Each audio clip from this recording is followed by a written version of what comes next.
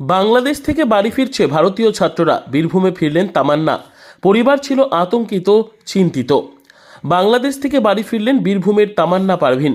বাংলাদেশের সরকারি চাকরিতে সংরক্ষণ ব্যবস্থার সংরক্ষণের দাবিতে আন্দোলনের ফলে অগ্নিগর্ভ পরিস্থিতির জন্য বাড়ি ফিরে এলেন তামান্না।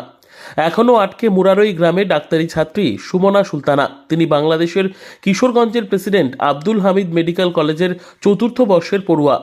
বেশ কয়েকদিন ধরে বাংলাদেশে আন্দোলন চলছে, শতাধিক প্রাণ গিয়েছে, দেশ জুড়ে সেনা নেমেছে, ঘোষিত হয়েছে কারফিউ। তারপরেও অশান্তি থামেনি।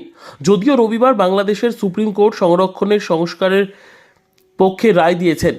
কিভাবে সেই সংরক্ষণ হবে তারও রূপরেখা তৈরি করে দিয়েছেন সেই দেশের সর্বোচ্চ আদালত। রায়ে বলা হয়েছে, সরকারি চাকরির ক্ষেত্রে শুধু 7% আসন সংরক্ষিত থাকবে, বাকি 93% আসনের নিয়োগ হবে মেধার ভিত্তিতে। পাশাপাশি আন্দোলনকারী ছাত্রছাত্রীদের শিক্ষা প্রতিষ্ঠানে ফিরে যেতে বলেছেন আদালত। তামান্না কাঞ্চনজঙ্ঘা এক্সপ্রেস বীরভূমের রামপুরহাট স্টেশনে নামেন। তিনি আমাদের জানান, ওই ভয়াবহ পরিস্থিতি কাটিয়ে নিজের বাড়ি ফিরতে পেরে অনেকটাই খুশি সে। পড়াশোনার সূত্রে সে বাংলাদেশের কুমিল্লা গ্রামের ময়নামতি মেডিকেল কলেজে থাকতেন। সেখান থেকে কলেজ কর্তৃপক্ষের সহযোগিতায় আগরতলা বর্ডার পার করে গতকাল কাঞ্চনজঙ্ঘা এক্সপ্রেসে চাপেন, আর তারপরই আজকে তিনি বীরভূমের রামপুরহাটে ফেরেন। তিনি আমাদের আরও জানান, বাংলাদেশ সরকার বাড়ি ফিরতে বলেন বলে তারা বাড়ি ফিরে গিয়েছেন। তবে আগামী দিনে কলেজ খুললে আবার তারা বাংলাদেশ ফিরে যাবেন পড়াশোনার জন্য। অবশ্যই ভালো লাগছে, বাড়ি ফিরে আমি একটা রেহাই পাচ্ছি, যে নিঃশ্বাস একটা, যে হ্যাঁ আমি আমার নিজের দেশে আছি, ওই সব থেকে দূরে, ওই সব ঝামেলা থেকে দূরে। অবশ্যই ভালো লাগছে। ওইখানে কীরকম পরিস্থিতি বলতে মানে আমার চোখে দেখা পরিস্থিতি আমাদের নেই, কারণ কি আমাদেরকে যেহেতু বেরোতে একদমই মানা করা হয়েছিল। তো আমার কানে শোনার যদি পরিস্থিতি বলি, তাহলে মানে স্টুডেন্ট মানছে না, ওখানে ভারতীয় বা বিদেশি কিছু মানছে না। অ্যাটাক করার সময়তে ওরা কিছু শুনছে না, মানে দেখছে না যে ভারতীয় কি বিদেশ, মানে বাংলাদেশে যারা দেখছে না। আর অবশ্য আমাদের ইন্টার্ন ডক্টরও মারা গেছে ওখানে, মানে ফরেনার আর কি, ভারতীয়। তো এইটার জন্য আমাদেরকে যত তাড়াতাড়ি সম্ভব বাংলাদেশ মানে ছেড়ে চলে যাওয়ার জন্য বললো, যাদের আমরা আজকে এখানে আছি আর কি। আমরা ফিরলাম আগরতলা বর্ডার পার করে, আমাদেরকে ওখান থেকে কলেজ থেকে পুলিশ মোতায়েন করে পার করিয়ে, আর ত্রিপুরা গভর্নমেন্ট আমাদেরকে ব্যবস্থা করে দিয়েছিল থাকার জন্য আগরতলাতে। আর তারপরে আমরা গতকালকে সকালবেলায় আমরা এই ট্রেন ধরেছি কাঞ্চনজঙ্ঘা এক্সপ্রেস আর কি। আমি ওখানে MBBS করছি, ডাক্তারি পড়াশোনা করছি। আমার 3rd ইয়ার এখন। অবশ্যই ফিরে যেতে হবে। এত টাকার ইনভেস্টমেন্ট, আমাদের তো শুধু পড়াশোনা নয়, আমাদের বাবা মা রক্ত ঘাম করে ওখানে টাকার ফিজ দিয়েছে। এবার যদি আমরা না যাই, আমরা এই ফিজ কোনোদিনও ফেরত পাবো না। তো যদি সিচুয়েশান ঠিক হোক আর না হোক, আমাদেরকে ফেরত যেতেই হবে। কলেজ খুললে আমাদেরকে যেতেই হবে পড়াশোনার জন্য।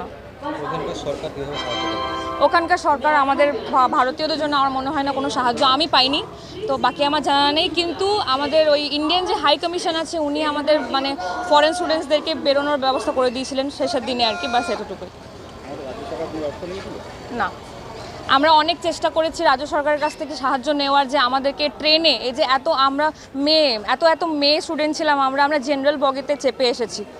আমাদেরকে জেনারেল বগিতে চেপে অন্তত আমাদেরকে একটা সেফটি দিতে পারতো, আমাদেরকে একটা রিজার্ভেশন কামরায় চাপতে দিতে পারতো। একটা সিট চেয়েছিলাম, 18-20 জন ছিলাম আমরা, কিন্তু আমাদেরকে কোনো রকমভাবে সিট দেওয়া হয়নি। আমরা জেনারেলে কোনো রকম চেপে এসেছি, খুব বাজে অবস্থায়।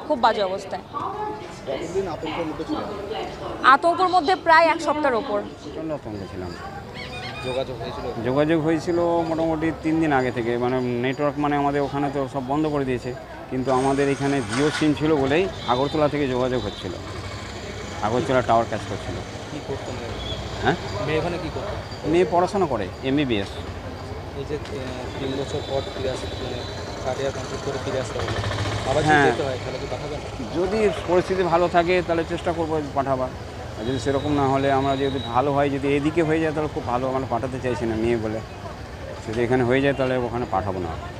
মেয়ের কাছে কী জানলেন, সরকার কীভাবে সাহায্য করেছে? ওখানে সরকার বলতে গেলে ওদিকে সরকার মানে প্রশাসন সাহায্য করেছে, ওদেরকে বর্ডার অবধি পৌঁছে দিয়েছে, কিন্তু কলেজ কর্তৃপক্ষ কোনো খোঁজ খবর রাখেনি।